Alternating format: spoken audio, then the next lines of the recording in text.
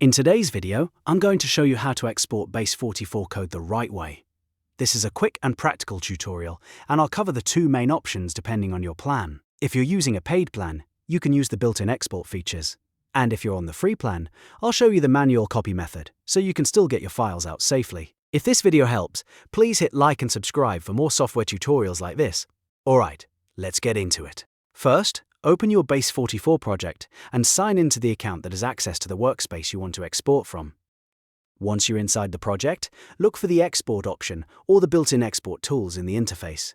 If you're on a paid plan, this is the easiest and fastest way to export your code, because Base44 will let you download or transfer the project files directly without having to copy everything one by one.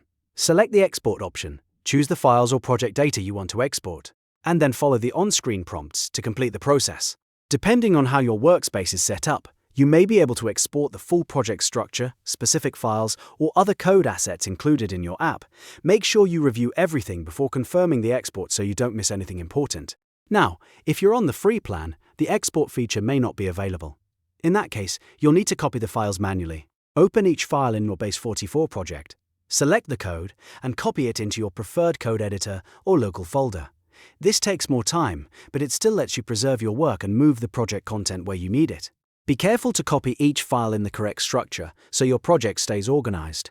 If your project includes multiple components, pages, or config files, make sure you copy them all one at a time. A good tip here is to create a matching folder structure on your computer before you start, so when you paste the code, everything stays neat and easy to rebuild.